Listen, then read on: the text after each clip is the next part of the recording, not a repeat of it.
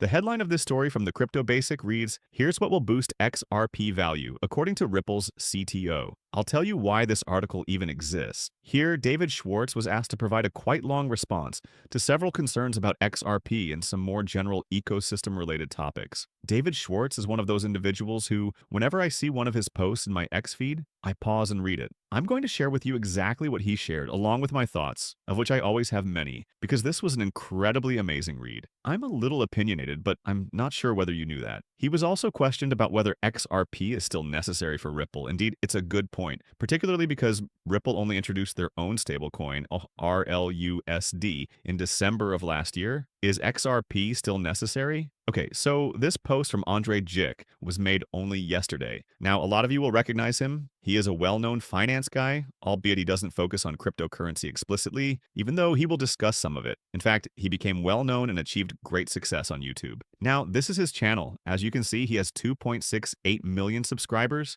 making him one of the world's most popular finance YouTubers. It's not a crypto channel per se, but he just so happens to be discussing XRP, including recently. I want to give you a brief overview of his career with XRP and the XRP community in particular, because he had a rough beginning. This is his very first XRP video. On May 28th, 2021, this video, now titled My Thoughts on Ripple and XRP, was released. Now that it has received 385,000 views, there are a lot of people watching this. Therefore, you would think that his statements would be incredibly accurate. Sadly, it wasn't even close to that, and I don't mean to come across as rude to him. I'm merely bringing everyone up to speed. He does a fantastic job managing his YouTube channel, in my opinion, but I'm just saying bluntly that he was completely mistaken about XRP, so I prepared a rebuttal video. Here's a screenshot from my film that shows his channel at the moment. His video was about XRP, and it went viral. I thought, with it reaching that many sets of eyes, and we're in a bull market at the time, when he had 1.58 subscribers back then. I decided to answer this, and I did just that. I created a pretty long video response. The duration was 38 minutes. His video, his first XRP video at the time, was this one on your screen right now. I went into detail about everything he said,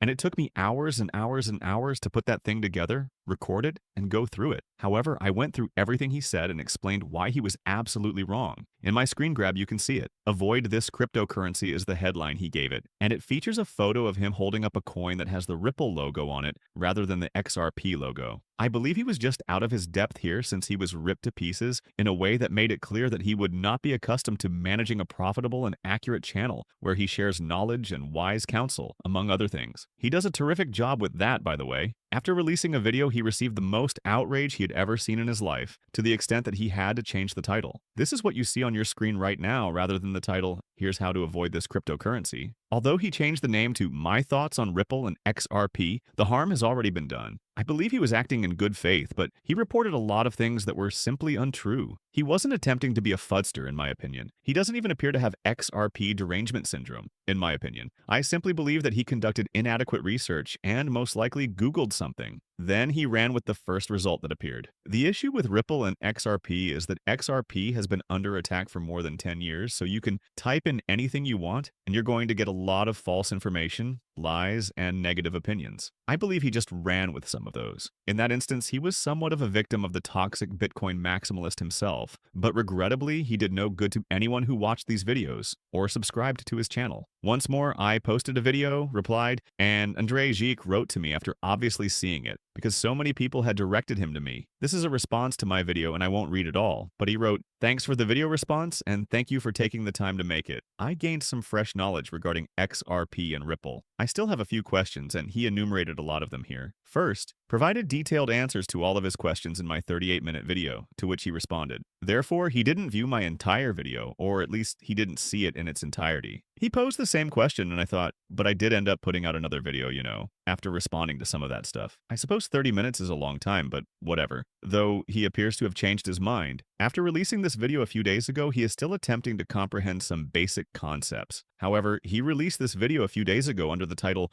"Why XRP Could Explode." He has therefore gone a long way from saying to stay away from this cryptocurrency to explaining why XRP might blow up. which leads us to our current situation. And so, he posted this just yesterday, and he wrote, "I know people are very opinionated about this," and he bolded very. In fact, I'm going to mention this before I forget it. After he released that first video about XRP in 2021, he received so much negative feedback that he declared he would never again make a video about XRP. He's since created a number of them, but at the time he just said, "Nope, I'm out." Anyway, he says, "Although I am aware that opinions on this matter are very divided, I have been following XRP since 2014 and have yet to find the solutions to these problems. I am sincerely seeking intelligent answers." All right, he is now posing valid and insightful queries. Asking any inquiry that appears on your screen at the moment is quite sensible. These are good questions, but I'm shocked that anyone who has been following XRP since 2014 wouldn't already know the answers. David Schwarz then gave a response to this. I will thus go over what he said here as he addressed all of Andrejic's questions, and I will only offer my personal opinions as I go. Here is Andrejic's first query, though. After 13 years, shouldn't Ripple's daily on-chain volume be in the billions? Ripple has agreements with over 300 banks. According to David, there are several reasons why organizations have traditionally favored using digital assets off-chain as opposed to on-chain. Although progress has been extremely gradual, I believe we are on the verge of altering that as institutions are beginning to recognize the advantages of being on-chain. Because we cannot be certain that a bad actor won't supply the liquidity for payment, not even Ripple can use the XRP Ledger decentralized exchange for payments just yet. What a bad actor. He says, we can't use it for that because we can't even be sure if it's coming from somebody that is unsavory. He may be attempting to do some wicked, illegal type things. According to him, this would be resolved by features like permissioned domains. Yes, that's a nice comment, but I'll add that, in my opinion, cryptocurrency is finally reaching a point where it's no longer considered nascent. I suppose you could. Even in recent years, I'm accustomed to just considering it to be in its nascent state. But adoption in general has been increasing. As a result, the majority of transactions are on-chain. Many of them are merely speculative. Furthermore, not all of that is on-chain, because many of the activities that exchanges engage in with centralized exchanges do not even need to be on-chain. They are merely maintaining their internal ledgers. However, putting that aside, I think it's quite clear that if you go ahead in time, you'll see ridiculous numbers. However, you may recall that Amazon Books was the name of the company when it first debuted. And when Amazon Books first began in the 1990s, you might have asked, why don't you sell technology items? Would you mind selling pet food? Would you mind selling office supplies? Would you mind selling furniture? Why don't you market toys for kids? Why don't you sell? What is this? Why are you here with this little piddly book thing? You have to realize that businesses, industries, and asset classes need time to expand, particularly when they're young. This asset class has only existed for 16 years after all. I do believe that you need to give it some time, but you simply need to see the big picture. That's where we're headed. Additionally, there was this query. Why use XRP for transfers instead of stablecoins if it is volatile? Excellent query. This is what David Schwarz said. In certain applications, volatility is either a benefit or a drawback. The common consensus is that the upside of most digital assets is worth more than the risk. Therefore, retaining it is not actually a negative as long as you are not too risk-averse. Yes, it is undoubtedly true. Additionally, I'll add that there isn't a lot of volatility there at any one time because of these transactions that use XRP as a bridge. Currencies settle in real time. You're not at all. Naturally, Ripple has done the math on this. Therefore, it's not some absurd issue that you're facing. Having said that, as I previously mentioned, if you are concerned about whether or not XRP will become a dominant force as a bridge currency, be assured that no other firm is competing in this market in the same manner as Ripple. I have already discussed this in great detail, so I won't go into too much detail again. However, I will just state that Ripple has every reason to keep pushing for XRP to become a significant cryptocurrency, the key cryptocurrency for cross-border payments, since they are essentially the first to implement this kind of use case, using a cryptocurrency as a bridge currency. Given that, what do you anticipate happening as long as Ripple is in control of this situation? Additionally, they have included RLUSD. In some jurisdictions, it makes sense to do so, and that is okay. Stablecoins have been used exclusively for the United States corridors for years and years and years. For example, corridors in the United States are currently touched because of legal foolishness with the SEC,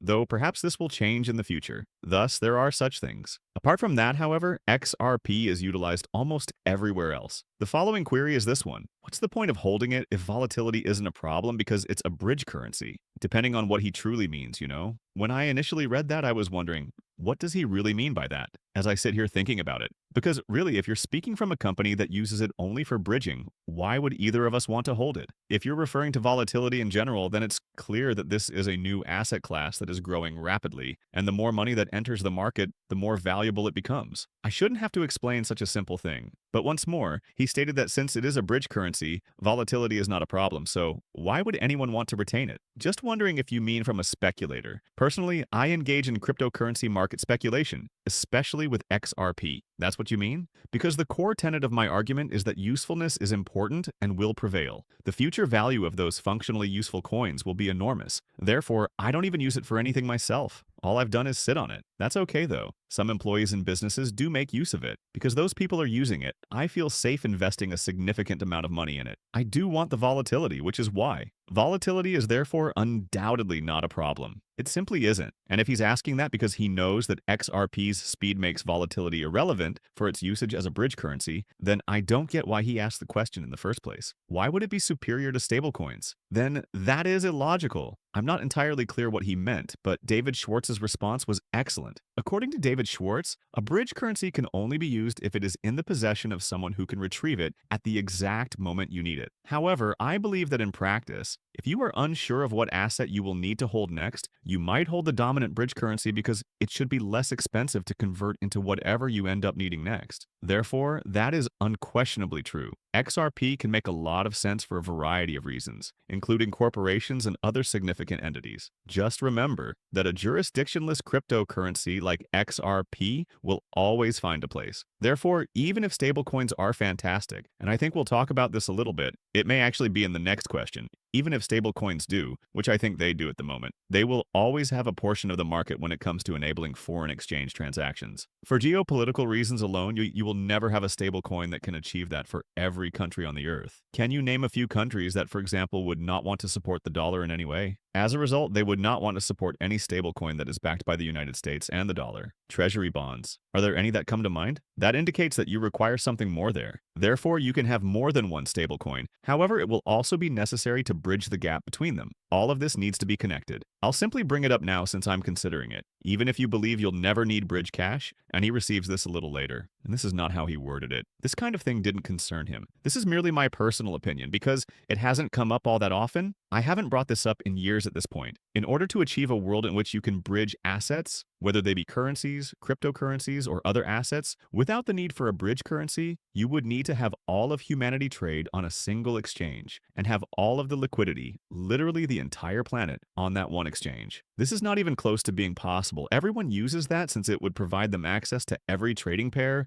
that might ever exist, together with extremely deep liquidity. You won't constantly have deep liquidity with diverse items, though, because that will never be the case, and people will always trade different goods using different platforms. You will require bridge currencies. Not every trade pair will be available on every platform. Of course, as if that were the only reality. No, you will not. There will always be a need for a bridge currency, and not all governments will accept a stablecoin backed by the United States. In order to ensure that geopolitical problems never arise, isn't it logical to simply have a dominant bridge currency that is jurisdictionless? Because that is what XRP is, and it also does a lot of other things. It's not as if XRP must be a bridge currency. If it doesn't work there, it can still succeed. That isn't even accurate. For instance, tokenizing assets is one of the many applications for XRP. In fact, you can turn it into cash. You can use it for a variety of purposes, of course, and however, it is incorrect to assume that stablecoins will automatically prevail. Thus, he is posing pertinent queries here. He has been interested in this, as he stated, since 2014, so I'm a little shocked that he hasn't been able to locate a person with intelligent responses to this. There are a lot of smart responses. Additionally, David Schwarz provides well-considered responses. It's okay if my responses differ slightly from his. Furthermore, this is not the only answer. There are many different viewpoints on this. Here's the next one. I believe I read this one. That was the final one, all right? When stablecoins eventually cover the majority of pairs, is it still necessary to use bridge currencies? All right, so that brings us to what I mentioned a minute ago. I realize I was a little ahead of myself, but I wanted to make sure I didn't forget. Reiterating the previous point, unless you can create an exchange with deep liquidity that includes every trade pair that may ever exist, which is what all people on the earth use, you will need to bridge. Since you won't have every trading pair on every exchange with deep liquidity, you'll need to bridge things, whether they be currencies, cryptocurrencies, or assets. That isn't feasible. Bridge currencies will therefore always be required, because everything will never be covered by stablecoins. Furthermore, XRP may and ought to exist for purposes other than serving as a bridge currency. We are safe on XRP for a variety of reasons. As I discussed in my previous video, there is undoubtedly a reason why it is one of the most popular and practical cryptocurrencies available, as well as the reason for the high level of institutional interest. However, this is what David Schwarz said. No, if just one stablecoin prevails, that stablecoin would serve as the bridging currency for a number of reasons, including the fact that a stablecoin can only be stable about a single fiat currency and will always have jurisdictional linkages. I do not believe that a single stablecoin can prevail. Therefore, people, it is evident that the value of the dollar against any other currency is irrelevant. It makes no difference whether it's the Thai baht, the Brazilian real, or the euro. To what then is it stable? Is that where the issue lies? He goes on to add that even in a world with several stablecoins, it makes sense to have a bridge asset that supports loan portfolios, tokenized securities, and other long-tail needs. And that's precisely what it's trying to say, people. You will always require a bridge. It's simply so strange. Anyway, on to the next query. Why would industry titans like BlackRock choose to tokenize using XRP Ledger rather than creating their own blockchain? Robinhood plans its own and uses Arbitrum. David Schwartz said, as long as we have asset portability and interoperability, I don't know how much that will really matter. Asking the same question about Circle, in my opinion, is the greatest way to understand why several chains might be a useful method to scale. How about they introduce USDC? Most of you are probably aware that Circle launched USDC. Why does Circle not introduce USDC exclusively on its own blockchain? You can understand why that is clearly absurd. Over the course of the next year or two, I believe tokenized real-world assets will follow the same kind of reasoning. That's all there is to it. Thus, USDC, that stablecoin, is present on several blockchains, including the freshly introduced XRP Ledger. Therefore, Circle could simply introduce its own blockchain and keep it there exclusively. However, you can understand why that wouldn't work in their favor. The reason for this is the large number of users across different blockchains, and you must go where those folks are if you wish to continue the activity and adoption of those chains. For this reason, I have always stated that it would be absurd for USDC not to eventually enter the market and challenge RLUSD. To be honest, it would make sense not to. Why would they give up that territory? Nothing here makes sense. But why doesn't BlackRock take the initiative to tokenize assets in general? Why don't they simply make use of a database? Man, I have no idea. What would a walled garden look like if you were talking about it? Would it still be decentralized but be created by BlackRock, or would it be that way? Furthermore, if BlackRock develops a decentralized system, it doesn't matter who manages it. Are you asking why they would choose to adopt a decentralized system over a centralized one? Is that what you're really asking? Actually, I'm not really certain. Perhaps that's the real question he has. Is it more centralized or decentralized? In actuality, businesses find it appealing to tokenize assets because they have something decentralized and trustless that is simply there, unchangeable on a blockchain, and ready to absorb all the efficiencies. In a nutshell, that's why it's occurring now. Given how inexpensive XRP transactions are and how they settle in real time, it is not unexpected that XRP is excellent for payments in general. The fact that XRP Ledger has received its fair share of that up to this date is not surprising. It won't acquire everything, but it will make sense for tokenization to take place on decentralized platforms. So there will be several chains with tokenized financial assets. Why would they do it on the XRP Ledger, in my opinion? Shouldn't be the only question asked. You may directly ask, why would you want it on this decentralized platform as opposed to this other one? However, that wasn't really his question. That's what people are figuring out, though, if that's the case.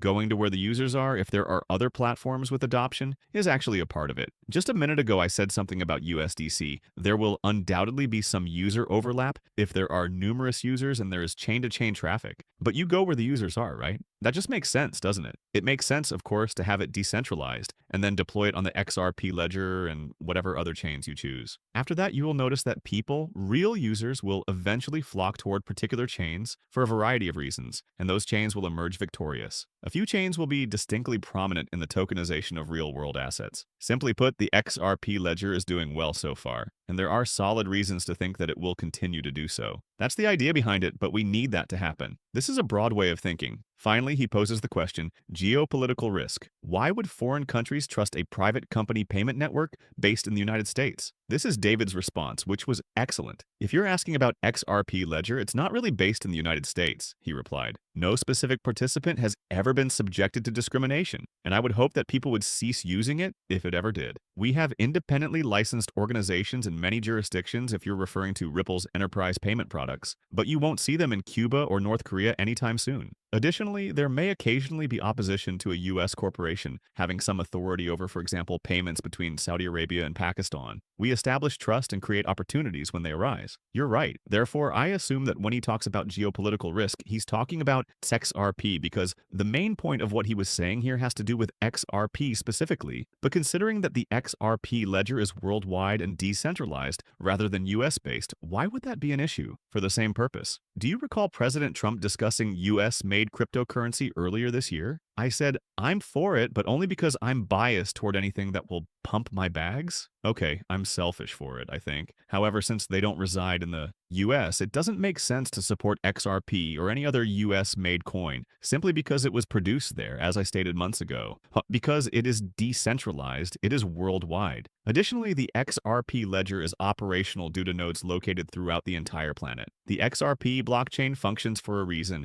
and that reason is due to the people who inhabit every continent. The coin isn't from the United States, so I'm a little taken aback. Some of this stuff, like that one, I'm kind of shocked he never thought of or received a response to. That just surprises me a little. Then there is this query. It's from someone else. Does Ripple still require XRP? Nowadays, we hardly hear about XRP, but we do hear a lot about RLUSD. Here is David Schwartz's response. I'm fairly certain that XRP's use as a bridge in Ripple payments outweighs every other asset, though I don't have the numbers in front of me. Stablecoins, in my opinion, prevail in collateral use cases. Collateral that fluctuates is inconvenient. Additionally, unpredictability at the on-off ramps and edge use cases is irksome. I continue to believe that digital assets perform better for practically everything else. Most high-quality digital assets are better to hold than cash, unless you're risk-averse. I'll just talk for myself, people. Indeed, I would much rather own cryptocurrency than dollars. Money depreciates. As long as you have high-quality cryptos, they will eventually rise in value. He continues by saying, I also think,